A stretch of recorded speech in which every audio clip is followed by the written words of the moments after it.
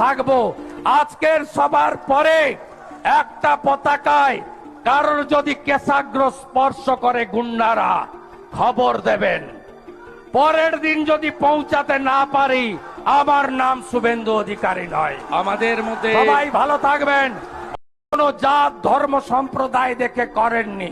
যারা বন্দে মাতরম বলবেন, যারা ভারত মাতাকে বন্দন করবেন, যারা 26শে জানুয়ারি 15ই আগস্ট দেশের পতাকা তুলবেন, তারাই আমাদের ভাই, তারাই আমাদের বন্ধু। 21শে লাইন দিয়ে ভোট দিয়ে মমতা ব্যানার্জিকে এনেছিলেন, কি কি পেয়েছেন? আমতার আনিস খানকে মমতা ব্যানার্জির পুলিশ 3 তলার ছাদ থেকে ঠেলে ফেলে মেরে দিয়েছিল। হ্যাঁ কি না বলুন? এখানকার লম্বা মন্ত্রীর নির্দেশে। হ্যাঁ কি না বলুন? ফুরফুরা দরবার শরীফের পীরজাদা নওশাদ সিদ্দিকী, তার রাজনৈতিক পরিচয় নিয়ে আমি বলবো না, তার রাজনৈতিক দলের সঙ্গে আমাদের নীতিগত বিরোধ আছে, কিন্তু ফুরফুরা দরবার শরীফ মুসলিমদের একটা পবিত্র জায়গা। তার পীর সাহেবের টুপি কলকাতার রাজপথে ধরে কোন বিজেপির লোক কেন্দ্রীয় পুলিশ টানেনি, মমতা ব্যানার্জির পুলিশ টেনেছিল, 39 দিন জেল খাটিয়েছে। রামপুরহাটের বকটুইতে 7 জন মুসলিম মহিলা, 4 জন শিশু কন্যাকে মমতার গুন্ডা ভাদু আনারুলরা শিকল তুলে পেট্রোল দিয়ে পুড়িয়েছে। মেটিয়া বুরুজ গার্ডেন রিচে এই যে ববি হাকিমের কীর্তি, 5 তলা বেআইনি বাড়ি ভেঙে পড়ল, তাতে ববি হাকিম, শামস ইকবাল, মমতা ব্যানার্জির কোনো ক্ষতি হয়নি। যে 12 জন মরেছে চাপা পড়ে, 12 জনই গরিব সংখ্যালঘু। এরপরেও তৃণমূলকে ভোট দেওয়ার ইচ্ছা আছে নাকি কারো? আছে নাকি কারো?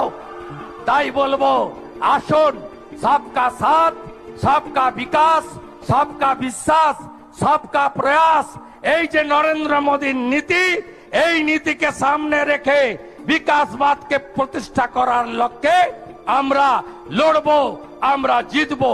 22শে জানুয়ারি রাম মন্দির প্রতিষ্ঠা হয়েছে। মোদীজি প্রমাণ করেছেন, কথা দিলেন কথা রাখেন। 370 35 এ বাতিল হয়েছে, ট্রিপল তালাক বন্ধ হয়েছে এবং সিএএ কার্যকর করেছে। তাই এই নির্বাচনে মোদীজিকে আনতে হবে, উলবেড়িয়ায় পদ্ম ফোটাতে হবে।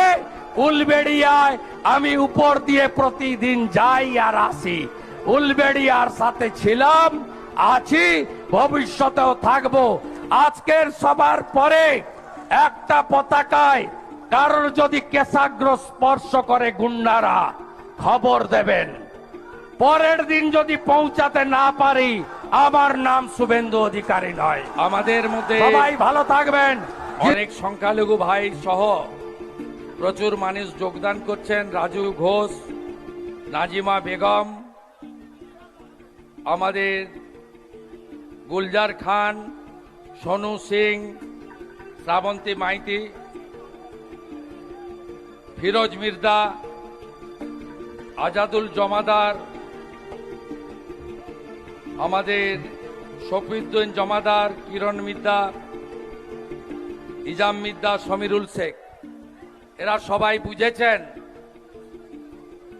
যে তৃণমূল সংখ্যালঘুদের ব্যবহার করেছে। কদিন আগে যে গার্ডেন দিচ্ছে পুকুরের উপর তৈরি বিল্ডিংটা চাপা পড়ল, ফিরাদ হাকিম চাপা পড়েনি, শামস ইকবাল চাপা পড়েনি, 12 জন দরিদ্র সংখ্যালঘু